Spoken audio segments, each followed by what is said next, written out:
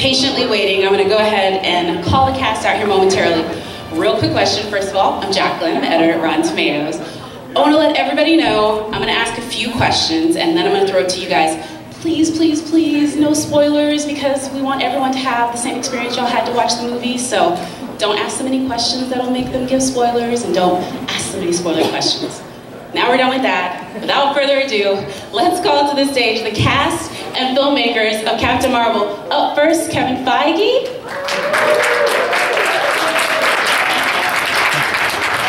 Excellent. And then right after that, we have Lashana Lynch. Jude Law. Our Captain Marvel, Miss Brie Larson. The linchpin of the MCU, Mr. Nick Fury, Samuel L. Jackson. Gemma Chan. Gregg. And the dynamic duo that brought all of this together, Boden and Fleck. Alright, let's take a seat, guys. And you should have a microphone right behind you. Okay, so I'm not gonna lie, like, I'm so ready to go higher, further, faster. This is just, I'm so hyped for this movie. I've already seen it twice, and I hope everyone's gonna see it like 4 times like me. Kevin, I have to ask you, I know that the pitch with Anna and Ryan, there was something they said in that first meeting that you were like, yes, let's go. So what did they say about Captain Marvel? We were like, these are the guys. Well, it was more than one meeting, right, guys? There were a number of meetings, and it's their body of work, and it's their focus on character, and it's their focus on, and our belief that they wouldn't have lost the character amongst the spectacle and the fun and the effects. And really, Anna spoke very eloquently about Carol Danvers and about that female hero. And over the course of developing the movie and producing the movie, Anna went up in a jet, as did Brie, which was super impressive, and I wouldn't do for $1 million. And you did as well, didn't you go up there? It's astounding. So yes, it was those early meetings and their amazing body of work that made us realize they could bring Carol to life. Oh, I love that. And then, of course, we have our Carol, Miss Brie Larson, Captain Marvel. This character, I don't want to tell too much, but this is not your average, not just a damsel in distress. This is a woman she's got a little edges to her. She's got some other things, but I've heard you say that this is what you love about her, is her dark sides are like a little bit extra. So tell us about why you love this Captain Marvel. There's a lot to love about her, which is why I was really excited to do this. In particular, the idea of playing a superhero, or a female superhero in particular, because my interest is in female complexity, I was a little worried about playing somebody, a superhero that would be perfect, because I don't feel like that's realistic or something aspirational at all. In particular, even with my job, like, you get to see this beautiful finished product where I look great, maybe, in your opinion, but you don't know all the other takes that are on the cutting room floor, where sometimes I physically landed on my face doing stunts, and sometimes I just do a bad take. It's just how it goes. So getting to play a character where the whole character arc and turn of this is watching her be this major risk taker, which means it's not always going to work out the best. And those are the moments, the defining moments of her character, where she doesn't lay down, she gets back up. I mean, that's everything. That's for everybody. There isn't a person who can't relate to that, I don't think. Yeah, that get back up, I loved it. It's my favorite part of, like, you know, just her with that fist. I'm like, yes, queen. But in the process of making this movie, you had to get back up. Did y'all see her push a Jeep? Anyone? Because I did, and I felt very bad about all my life choices, because I'll never push a Jeep. So I think inspirationally for everyone else, in the process of this physical transformation you made to make Captain Marvel look like the strongest being in the galaxy, was there ever that day where you're like, I need something to, like, help me get back up? And where did you find that, like, extra oomph? Yeah, all the time, all the time. You think training for that many hours every day for 9 months, like, every day I was just like, I'm amazing. Like, I sobbed in the gym many times. My trainer would be like, oh, she's crying again. It's very emotional when you're kind of stirring up something very vulnerable and raw inside of you, and you're also learning that it's just for you. There was nothing for me to prove. I wasn't proving it to other people at the gym. I certainly wasn't proving it to my trainer because he was never going to be fully impressed. It's his job to not be impressed. It was for myself. And for me, the main reason for doing it was so that in moments like this, when we're talking about Carol's strength and we're talking about, you know, what I learned from her, it's that I'm stronger than I realized. Of course this movie is like assisted with VFX because I can't personally shoot photon blasts. There's not enough prep in the world for me to do that yet, but I will figure it out if there's a way. But I can stand here and say that I am really strong. I was able to deadlift 225 pounds. I was able to hip thrust 400 pounds. I was able to push my trainer's 5,000 pound Jeep up a hill for 60 seconds. So this concept when it comes to like gender norms or what the human body is capable of, or in particular maybe what a female body is capable of, it's capable of a lot. You know. Doing that for me. She sent those. I also was doing it to brag. Send those to me. Was she giving you the business on Instagram? Yeah. Being like, he had that Jeep video like a year ago. Really? This is what I got to deal with? Okay. Well, that I'm going to really try to maybe do a couple squats now. I'm just kidding. Anna and Ryan, though, I want to talk to you guys. One of the things I loved about the movie was how many 90s awesome touches it has. It's like dripping with 90s nostalgia, and it just brought me back to like my adolescence. Was that like from the script from the beginning? Did you have all the music cues? Did you have like, this is where we want to go? Or did that come in the like pre-production process to make it this 90s wonderland? Oh yeah, we made like a big playlist at the beginning of the movie, and we shared it with the crew and some of the cast, and some of those songs are in the movie, but it was really just in post. We put the scenes together and just threw songs in and see what stuck, and it was very much a collaboration with Kevin and the whole team at Marvel to figure out which songs really worked the best. I actually worked at a Blockbuster in 1995, so that brought back a lot of memories creating that set. For you, Anna, was there anything that you wanted to get in there that you couldn't? Like maybe a Fruitopia bottle? I was looking for it. What were you looking for? Fruitopia. That was like the drink from the 90s. Like I was like, please bring it back. That and clearly Canadian. I was a big candy eater in the 90s, so there was a lot of, you know, even, do you remember those like little like kangaroo things that you could like Dunkaroos? Yes. Oh my God. Frosting! That's what those, you're right, they're, you know what, you don't Which eat flavor? this movie. Which flavor? I liked like the kind of, the vanilla with the little chocolate. Totally. You know? Yeah. Anyways, you don't eat enough in the movie, so basically we couldn't get those Dunkaroos in. Oh man, I would have loved that. And you had the right flavor too. The chocolate kangaroo with the vanilla icing. Anyone that disagrees, you're wrong. Sam, so this is a new Nick Fury that we get to see this time. Or not a Nick Fury we haven't gotten to see before. Let's put it to you that way. What did you particularly like about embodying, you know, this 90s version of our favorite SHIELD leader? Well, you know, sort of a kinder, gentler, not so cynical, world-weary, chip on the shoulder Nick Fury, who hadn't met anyone from another universe just yet, and sort of looking at the crazy lady trying to figure out why she thinks she's an alien and what all that means. And it's kind of fun to not be the all-knowing, you know, angry persuader that Nick Fury always is. And you know, even more refreshing to have two eyes, so I didn't have to cover one eye when I was learning my language. Yeah, no, that's awesome. And you never forget your first alien. Let's keep it real. Also, did you see, I want to know from maybe Kevin or maybe you guys together, did you see Robert Downey Jr.'s like de-aging in Civil War and you were like, okay, I need to get this immediately? Like how did that come about? Like were you like, okay, I'm next? Or how did that whole go? And then how was the process of that, you know, on set with that little added bonus, knowing they're going to make it? It's not a real on-set process. Oh, no? Like, you know, they put the wig on me and they put dots on my face, so I kind of felt like I was in Wakanda. Okay.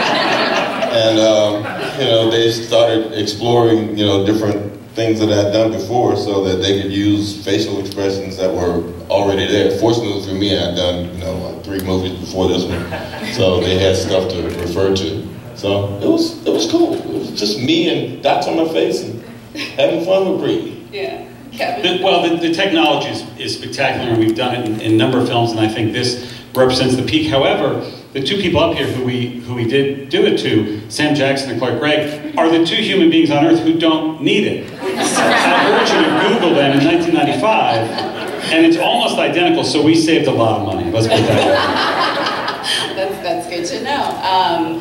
Jude, I have to ask you, for your character, well, first I have to ask you, joining the MCU, I know you've done a ton of big movies, but joining the MCU is like a badge of honor for a lot of actors, and you have two sets of kids. You have teenagers and young kids. Did either of them care? Were they happy that you were going to be in a Marvel movie, or were they like, if it's not Frozen, I don't care anything about it? Oh no, they cared. But they cared only in the vernacular of the teenage kids. It was like, yeah, it's cool. That's really, really great. That's about all I got, but I knew that was quite high on the Richter scale, you know. That's huge praise for a teenager. That's like a... I was just saying to Kevin, they saw it this week, and then there's a screening next week in London, and the fact that they all want to come again is a very good sign. With friends. Oh, I love that. So that's awesome. Your kids are happy about your MCU appearance. And then Lashana, I know you campaigned to be in the MCU. This was like a mission for you. Remember you telling us back at the set visit. So talk to me about your long road. So you were like, I'm gonna get me a Marvel movie. Like it's gonna happen. I literally said, I'm gonna get me in that room. The voice that you just did was the voice that I had in my head for 2 years. I am a Marvel fan, so I've grown up watching them. I've grown up loving the characters, enjoying the trajectories, and I just had a feeling that something would come up. So I was like, sending tapes and sending tapes and sending tapes. And then they all didn't work out for a reason. They all didn't work out because I felt like energetically I was drawing towards something that represented something that I care about, women. So yeah, I campaigned. Of course I did. I'm all for the campaign. I campaigned to be up here, so.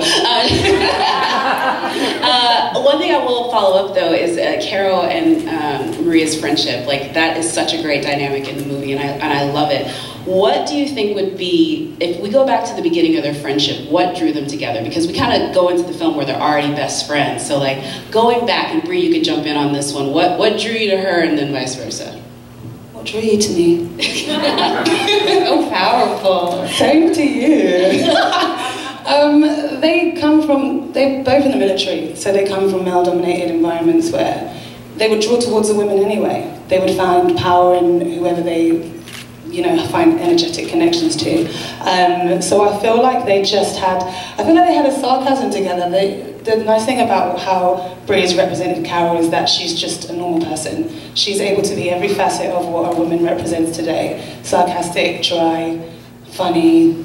She can kick men down and throw them into different parts of the universe. So I feel like Maria embodies that in a very human way. She's able to just be a kind, good person. Do you know what I mean? A little softer version of Carol in a way. I feel that. A matching version, I think. Yes, not softer. She's still a badass. I should correct that. What about you, Brie? Yeah. Well, I think you're right. I think what they've gone through together, going through military training together, being the only women, and then using each other to lean on each other through that type of support and a recognition of their experience is really special. I mean, of course, I think they would have been friends outside of that experience, but I think that that's a really tight-knit bond that they have in their family. I mean, that's kind of what we're talking about in this film is, without being too showboating about it, this is the love of the movie. This is the great love. This is the love lost. This is the love found again. This is the reason to continue fighting and to go to the ends of the earth for the person, the thing that you love. And it's her best friend and her best friend's daughter, which to me is so natural. I don't think that there's at any point, I went and saw the movie with some people, and it was like an hour later where they were like, oh, Maria's the love. I'm like, yeah. So it's not like something that we made a big deal about, but it just feels so natural because that love is so strong. And I'm gonna brag about Lashana for a second because I love it. It's like the movie shifts when she's on screen because there's a level of power that she commands in that I was talking with people yesterday, and a lot of people were tearing up talking about some of the speeches that you give because they're like, I felt like she was talking to me. She was reminding me of myself. Hello? That's amazing. I mean, you couldn't ask for anything more than that. Aw. I did call my best friend after watching it the second time, and first of all, I was telling her, if you don't have your tickets, go now. And then I was just like, there's a great female friendship in it, which is just so beautiful. Another friendship that we get to see is Agent Coulson. Clark, you get to come back from, I don't know where you were. Like this is where you are in the timeline, but at this point, if you're watching Agents of S.H.I.E.L.D., I feel for you guys, because we're all a little confused, but you're back, you're back. You're back. I'm confused myself. Thank you. But you're back in the MCU. What was it like being back on set, Marvel feature film, Coulson is back? It wasn't a long conversation. You know, they said, hey, listen, do you want to come back? It's the 90s, cool soundtrack, Ryan and Anna, little origin buddy stuff with Sam, and they're going to give you more hair and make you look younger. Oh, and Brie Larson is going to be Captain Marvel. And I was like, okay, where do I go? And it superseded that in every way. It was so incredibly fun to do.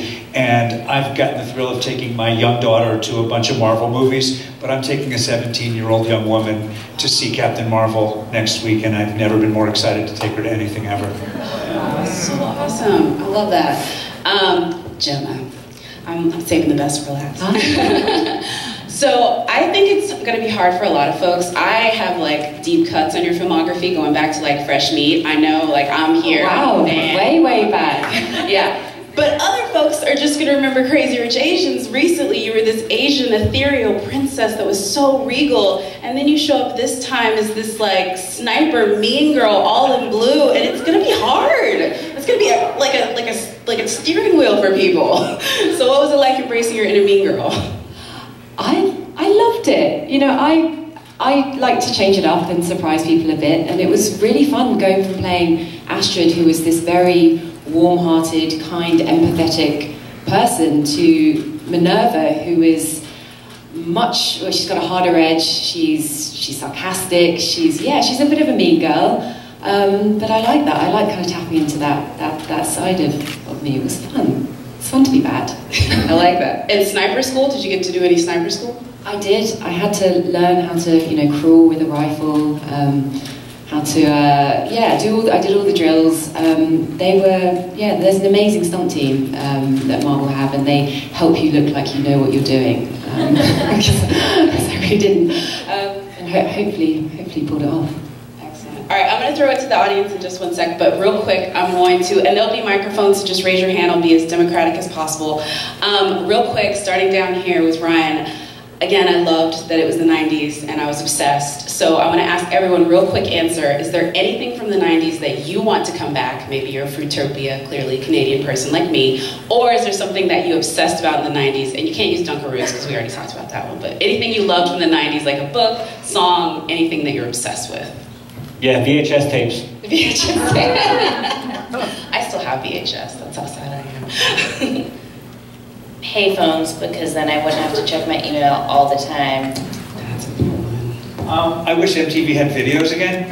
Yeah. So good. I mean, not just 90s MC Hammer, which were awesome, but just videos, music videos. Good one. Buffy the Vampire Slayer. Yes. Laserdiscs. Wow, that's It's like so deep. But he is very passionate about Laserdiscs, by the way, that's not a joke. Butterfly clips. Oh, yes. Yes, and they So good. So they're needed. Oh my God. And I that was a feeling. big fan of the band The Verve. Oh yes, is that the freshman?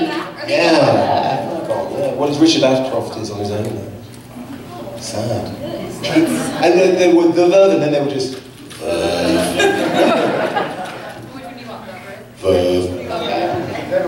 Verve.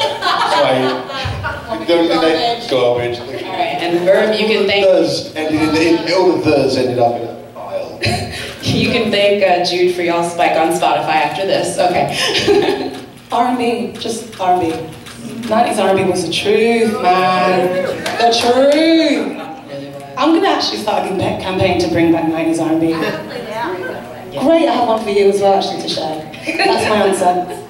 Alright, I'm loving that. Video stores. I miss walking around video stores. Yeah. Alright, all of those are video stores. Alright, so I'm going to go around here, and I'm gonna go right here, Power Embraced. Yes, sir. Hi, for Ryan and Anna. Well, especially if you worked in a blockbuster in the 90s, the True Lies standee was great. How did you land on that to be the standee that gets blasted? And were there any other great 90s movies that almost got that spot? Yeah, I think we tried to use The Mask with Jim Carrey because of the scrolls, you know, and we thought that would be funny. But the studio did not give us permission to use it, so bummer. Actually, go right here. Yep, right here. Hi everyone, congratulations on the movie. It was amazing. Brie, I felt like Kamala watching this movie, honestly. So my question is, we've seen you do so much like research with the comics and the physical prep. I wanted to know at what point in your immersion of your work did you find Carol? Was it a quote? Was it like something you accomplished? And what was it like to sort of mirror that journey in the film?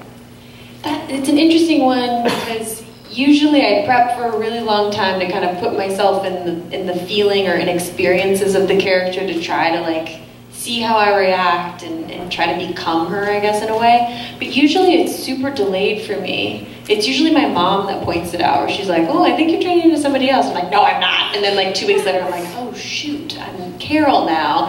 It's always a little delayed for me. It's not like I have this moment. I know some actors who have this moment where they're like, she's arrived. I don't have that. And I think part of it is because I never want to feel like I have it or that I know her. It always feels a little elusive to me, which is how you can keep trying and keep searching every day for a year, you know? If you feel like you've arrived, then it's kind of game over. I always like to feel like I'm losing it a little bit.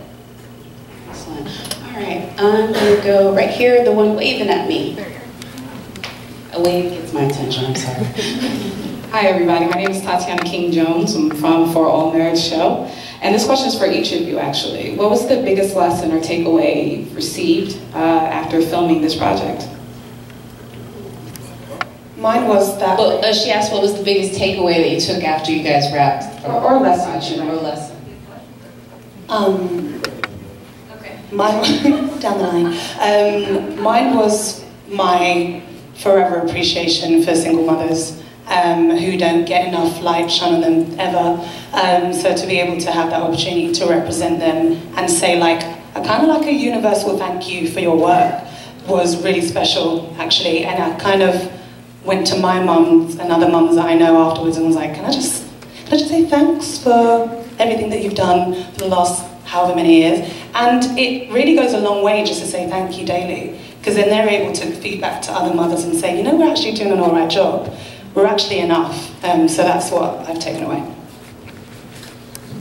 I think you always take away the experience of meeting new people.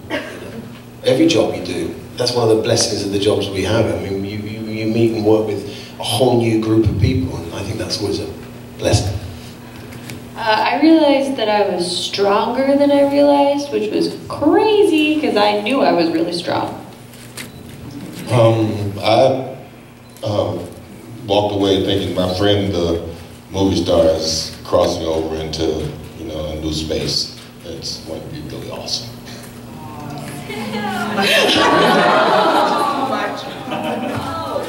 The anonymity is gone. Yeah, you can't do those. He loves having a front row seat to this, by the way. Dang.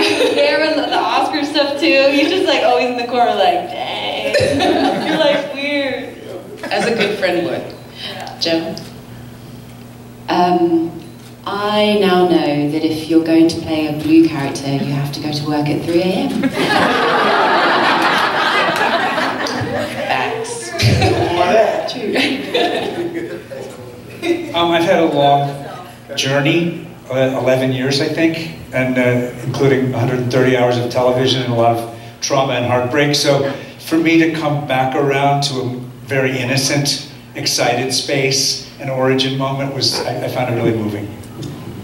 And Ryan? I think I realized over the course of making this movie that I'm, as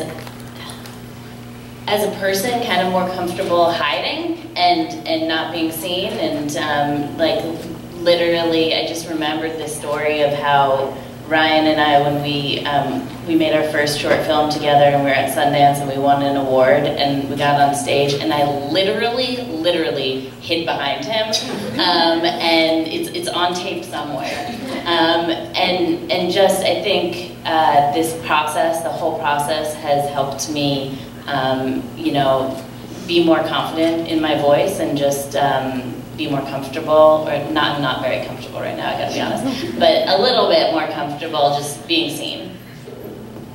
Yeah, I mean, for me, I've always sort of known this, but I learned just how kick-ass my directing partner is. She's awesome.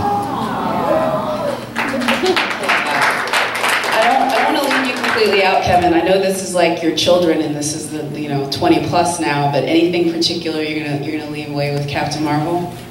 No, I mean, I think all these answers were amazing. I think what Jude said is about meeting new people. It's about seeing people grow and evolve, and bringing an unbelievably powerful female character to the screen. I love that.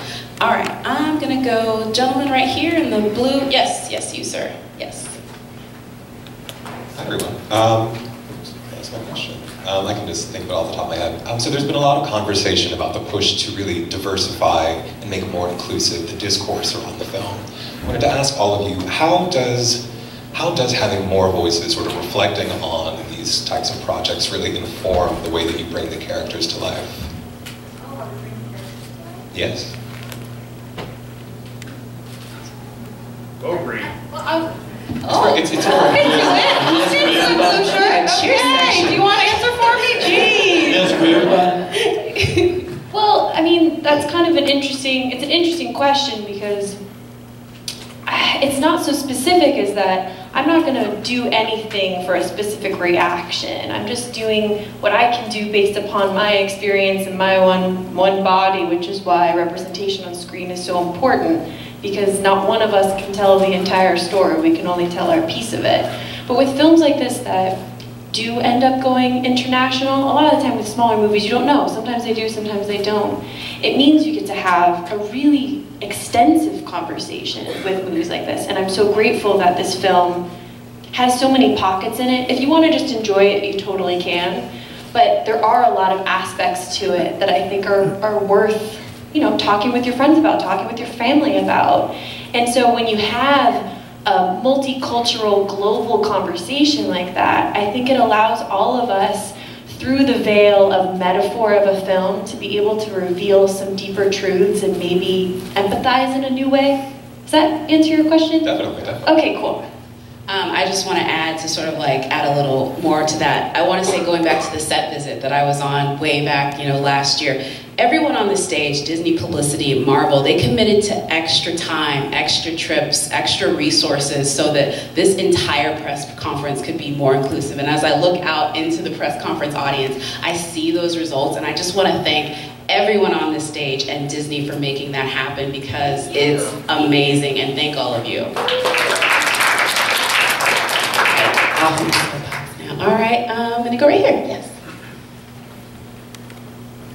I just loved the friendship between Maria and Carol. It was so moving to me. I would watch a separate movie of just you two going through your Air Force career. Yeah. So I come from an Air Force family, and I was wondering, did you go through a military training for the movie? And I'd love to hear about it.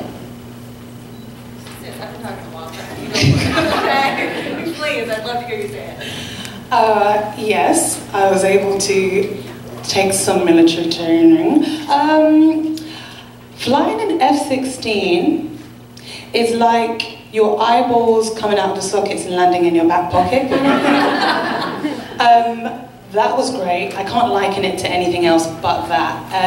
It's wonderful to be able to be an actor and just add these different experiences and skills to your repertoire. And it was nice to just have the military welcome me into their environment and feel really noticed. Do you know what I mean? For the women to be really uplifted through the MCU. I think it's such a special marrying of two types of worlds that really meshed well together. So I feel like I'm not only representing women, I'm representing black women, I'm representing single mothers, and representing all women in the military, and that's pretty damn special. Excellent. this side. I'm gonna go right here in the glasses and this. Yes, ma'am. You. No, you, ma'am. Yes. Mr. Jackson, can you talk about working with the cat? Is it like? Knew the cat was gonna come up. I didn't even need to have a voice for that. And are you a cat person in real life? Question to the answer to the last question. No, I am not a cat person. But I'm also not a dog, bird, or fish person either. So I just don't engage pets. Reggie is like most animals that people bring to set that have been trained to do this, that, or the other. He's snack oriented. Give him something to eat, he shows up. You give him something to eat, you talk softly and nice to him, give him something to eat again, they love him. So it works out. And that was actually forecast, but Reggie did the majority. He did the heavy lifting most of the time. But it was great to be around. I mean, she had more problems with him than I did because she has cat allergies. Personally, I'm severely allergic to clear. I mean, not problems. I mean, issues. We weren't like, it was not sort of like diva, like we couldn't work together. He was sabotage me, guys. We didn't hang out between shots. I mean, nobody was walking around like, hey, let's carry Reggie around. No, we gave him back to the people that owned him and, let him be in his own space and send him back to his own trailer. And just to be clear, the other three cats were more like Reggie's stunt doubles. Exactly, yeah, they weren't so people friendly. I remember those, so it was Gonzo, Rizzo, Archie. Yeah, they really don't see it that way. I just, real quick to Ryan and Anna, because you guys wrote that in there with the cats, was there any temptation at any point not to go with the, because you guys added so much more work by using a live cat, like that was like way more hours.